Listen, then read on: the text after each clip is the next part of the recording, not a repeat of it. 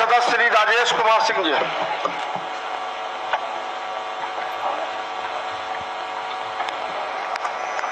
अध्यक्ष महोदय, जो बजट पेश हुआ है सिंचाई विभाग के द्वारा, उसके पक्ष में मैं बोलने के लिए खड़ा हुआ हूं। इसके लिए आपने मुझे बोलने का मौका दिया, इसके लिए मैं पहले आपको धन्यवाद देता हूं। अध्यक्ष महोदय, कृषि इस देश की जीवन रेखा है। क्योंकि पूरे भारतवर्ष में वर्षा के वितरण में काफी असमानता है, इस कारण फसलोत्पादन में नियमितता और उत्पादकता बनाए रखने के लिए बिहार के हर खेत को सिंचाई के लिए जल उपलब्ध कराना हमारी सरकार की प्राथमिकता है। महोदय, कृषि उत्पादन के प्रमुख आदान के रूप में सिंचाई के लिए जल की व्यवस्थित आपूर्ति में सिंचाई का हिस्सा 2/3 से अधिक है। हमारे विजनरी मुख्यमंत्री जी के नेतृत्व में खाद्यान्न की पैदावार में आत्मनिर्भरता बनाए रखने हेतु सिंचाई की क्षमता में वृद्धि के लिए अनेक सिंचाई की योजनाओं पर तीव्र गति से सरकार काम कर रही है। हमारी सरकार ने एक तरफ सिंचाई क्षेत्र के कमियों को दूर करने के लिए सुधारात्मक कार्यनीति को लागू किया है, तो दूसरी तरफ उपलब्ध जल संसाधन को समुचित क्षमता का उपयोग सिंचाई के लिए सुनिश्चित करने का भी काम किया है। महोदय, किसी प्रदेश की भौगोलिक विशेषता वहां की सिंचाई व्यवस्था को निर्धारित करता है।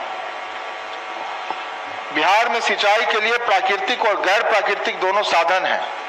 हमारी सरकार द्वारा इन दोनों साधनों का समुचित उपयोग सिंचाई हेतु करने के लिए पूरे बिहार प्रदेश में विभिन्न योजनाओं पर काम किया जा रहा है, जिसमें कमला नदी पर बराज का निर्माण किया जा रहा है। महोदय, इसे कृषि क्षेत्रफल 28,384 हेक्टेयर से बढ़कर 29,559 हेक्टेयर हो जाएगा। इसका लाभ मधुबनी जिले के लोगों को भी प्राप्त होगा।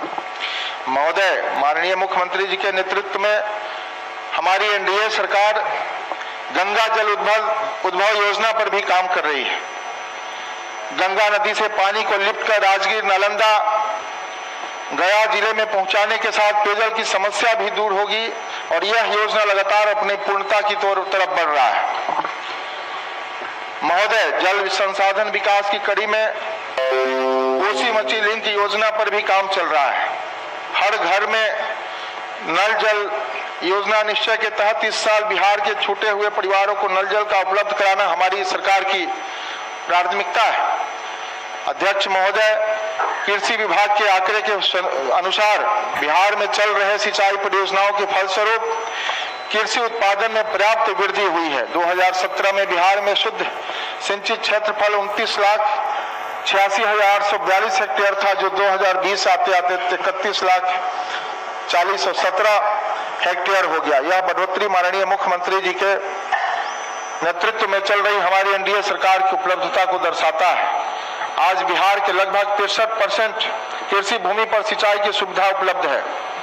मैं सदन के माध्यम से माननीय मुख्यमंत्री जी का ध्यान आकृष्ट करना चाहता हूं तथा मंत्री जी का भी ध्यान आकृष्ट करना चाहता हूं कि बदलते प्राकृतिक स्वरूप एवं भूजल की कमी को देखते हुए हमारी सरकार को एक जल विकास योजना तैयार करनी चाहिए, जो वास्तव में आर्थिक विकास की योजना बने, क्योंकि कृषि और कृषि आधारित औद्योगिक विकास की जरूरत बिहार महसूस कर रहा है। महोदय, प्राकृतिक रूप से बिहार 2 उप क्षेत्रों में बटा राज्य है। एक गंगा नदी के उत्तरी क्षेत्र जो प्रत्येक साल पूरी तरह बाढ़ के चपेट में आ जाते हैं।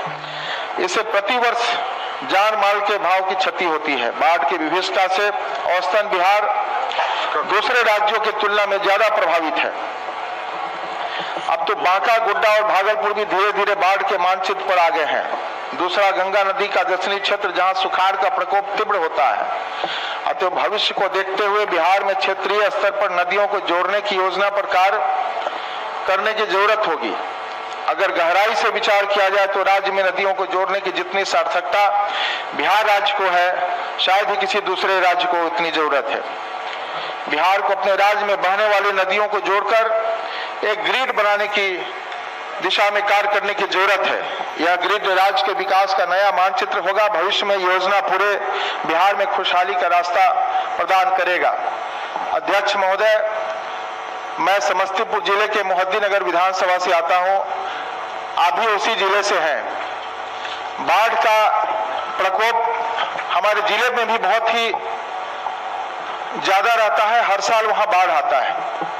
इस पे कार्य करने की आवश्यकता है। मैं पिछले बार भी इस मुद्दे को उठाया था। हमारे प्रखंड में पटोरी प्रखंड के अंतर्गत धमौन के 5 पंचायत या भदैया पंचायत या मोहद्दीनगर विधानसभा के और भी कई ऐसे क्षेत्र हैं जहां पे हजारों हेक्टेयर भूमि जल से पटे रहते हैं और वो कोई सिंचाई, कोई भी खेती करने योग्य भूमि बचा नहीं रहता है। तो जल निस्सरण के जो एग्जीक्यूटिव हैं उनको आपके यहाँ से आदेश भी गया था कि इसका डीपीआर बनना है, लेकिन आज तक डीपीआर नहीं बन पाया। मैं सरकार का ध्यान उस तरफ भी बताना चाहता हूँ, आकृष्ट करना चाहता हूँ। अध्यक्ष महोदय, हमारे यहाँ एक रसलपुर घाट है जहाँ पे हर साल टेंडर के रूप में 5-5, 6-6 करोड़ रुपए उस टेंडर के रूप में आते हैं। जियो बैग भरकर जो काम होते हैं, मैं चाहूंगा कि उस पर एक विस्तृत कार्बन योजना तैयार किया जाए जो अस्थायी, उसका अस्थायी रूप से उसका समाधान हो।